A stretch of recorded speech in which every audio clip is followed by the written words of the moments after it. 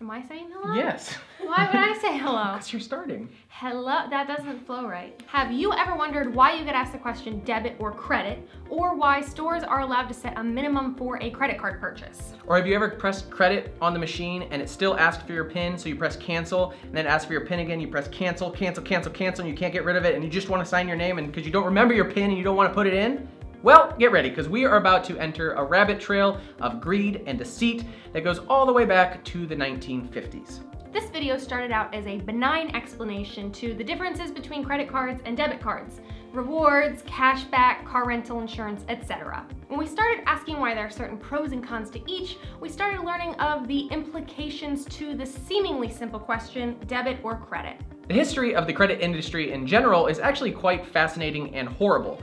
How we went from debt being an embarrassment in the 1970s to being something normal and accepted today is far too much to cover in this video. So just keep that in mind going forward. We're not talking about accumulating debt, we're talking about using credit cards as a means of convenience, not as a way to pay for things you can't afford. For the rest of us, let's briefly go over our options at the register. You likely have two forms of plastic in your wallet. The first being a debit card, sometimes called a check card, and the second is a credit card. When you use your debit card, the money is directly withdrawn from your bank account. But when you use your credit card, the money is loaned to you from your issuing bank, and then you're required to pay it back at the end of the month. But this is where things get interesting, because when you use your debit card, you have two different options. You can either use your PIN or you can sign for it. And signing for it or using your signature wasn't even an option until the 90s when Visa first introduced it. Visa, it's everywhere you want to be. Before that, there were just small networks like Mac or Star, which offered you the convenience of using a card and PIN at checkout. And they didn't charge the store any fees. In fact, sometimes they even gave them a small payment back because they saved the bank from having to process a paper check. But Visa changed all of this. When they wanted banks to start using their debit cards, they came up with this plan. They decided to charge people the same amount for using a debit card as they do for a credit card, and then took all of those fees, gave them back to the banks as an incentive to use the Visa logo on their cards. This is an important distinction. Recognize that Visa does not issue credit cards or even loan you money. In fact, you're not even their primary customer. The bank that gave you the credit or debit card is Visa's customer. The bank is the one loaning you all the money and collecting all the fees.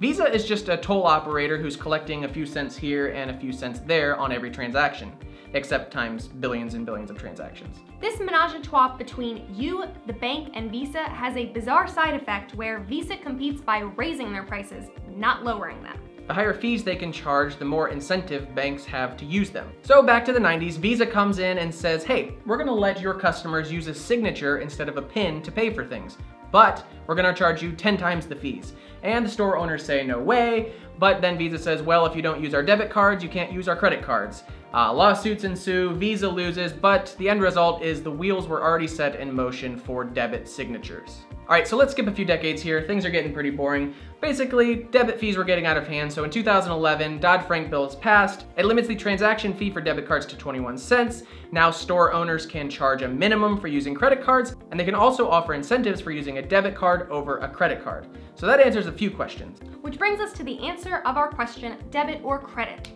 The short answer, almost always credit. Unless you're a freedom fighter who wants to stick it to the banks or you need cash back at the grocery store. You're already paying for the benefits of using a signature, so you might as well take advantage of it. There are a number of studies, including one from the United States government, darn it, what is it? Accountability Office. That show that prices have slowly increased over time to keep up with the fees that store owners are being charged by credit card issuers. So if prices are 1 to 3% higher than they otherwise would be without credit cards, you might as well use some sort of rewards card to get some of that 1 to 3% back. But is a signature all that matters? Is running a debit card as a credit card all that you need to do? Not exactly. There's a little matter of fraud protection. Although using any card with a Visa logo offers you zero liability theft protection, there is one key difference. With a debit card, the effects of fraud are immediate. The money comes out of your bank account and you have to fight to get it back. With unauthorized charges on a credit card, the money kind of goes into limbo until the issue is resolved. Put simply, with debit card fraud, you are fighting to get your money back, but with credit card fraud, the bank is fighting to get their money back. Which situation would you want to be in? Hope that helps. Bye guys.